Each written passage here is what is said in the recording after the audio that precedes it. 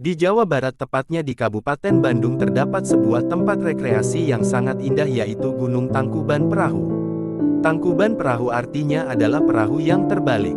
Diberi nama seperti karena bentuknya memang menyerupai perahu yang terbalik. Konon menurut cerita rakyat Parahyangan, gunung itu memang merupakan perahu yang terbalik. Beribu-ribu tahun yang lalu, tanah Parahyangan dipimpin oleh seorang raja dan seorang ratu yang hanya mempunyai seorang putri. Putri itu bernama Dayang Sumbi. Dia sangat cantik dan cerdas, sayangnya dia sangat manja. Pada suatu hari saat sedang menenun di beranda istana, Dayang Sumbi merasa lemas dan pusing. Dia menjatuhkan pintalan benangnya ke lantai berkali-kali. Saat pintalannya jatuh untuk kesekian kalinya, Dayang Sumbi menjadi marah lalu bersumpah, dia akan menikahi siapapun yang mau mengambilkan pintalannya itu. Tepat setelah kata-kata sumpah itu diucapkan, datang seekor anjing sakti yang bernama Tumang dan menyerahkan pintalan itu ke tangan Dayang Sumbi. Maka mau tak mau, sesuai dengan sumpahnya, Dayang Sumbi harus menikahi anjing tersebut.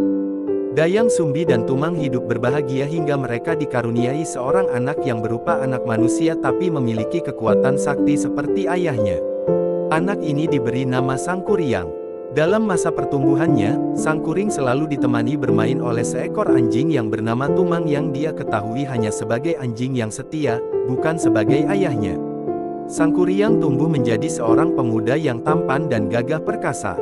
Pada suatu hari, Dayang Sumbi menyuruh anaknya pergi bersama anjingnya untuk berburu rusa untuk keperluan suatu pesta. Setelah beberapa lama mencari tanpa hasil, Sangkuriang merasa putus asa, tapi dia tidak ingin mengecewakan ibunya. Maka dengan sangat terpaksa dia mengambil sebatang panah dan mengarahkannya pada Tumang. Setibanya di rumah, dia menyerahkan daging Tumang pada ibunya. Dayang Sumbi yang mengira daging itu adalah daging rusa, merasa gembira atas keberhasilan anaknya. Segera setelah pesta usai, Dayang Sumbi teringat pada Tumang dan bertanya pada anaknya di mana Tumang berada.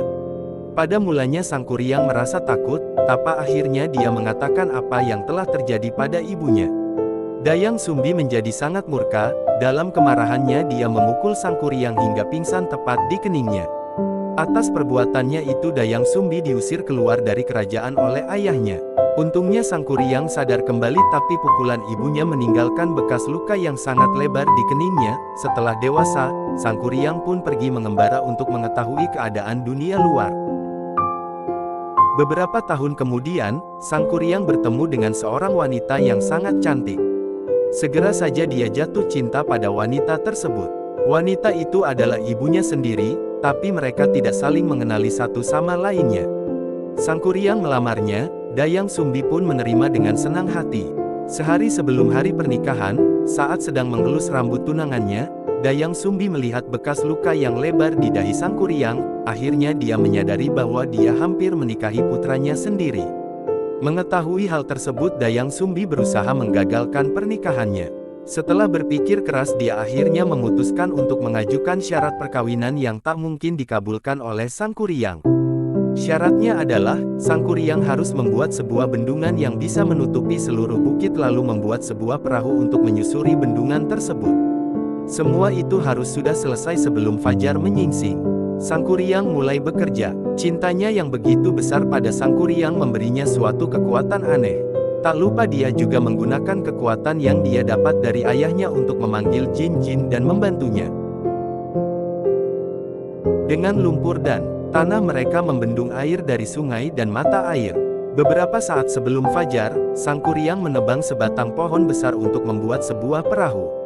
Ketika Dayang Sumbi melihat bahwa Sangkuriang hampir menyelesaikan pekerjaannya, dia berdoa pada dewa-dewa untuk merintangi pekerjaan anaknya dan mempercepat datangnya pagi. Ayam jantan berkokok, matahari terbit lebih cepat dari biasanya dan Sangkuriang menyadari bahwa dia telah ditipu. Dengan sangat marah dia mengutuk Dayang Sumbi dan menendang perahu buatannya yang hampir jadi ke tengah hutan. Perahu itu berada di sana dalam keadaan terbalik, dan membentuk gunung Tangkuban Perahu-perahu yang menelungkup. Tidak jauh dari tempat itu terdapat tunggul pohon sisa dari tebangan Sangkuriang, sekarang kita mengenalnya sebagai Bukit Tunggul.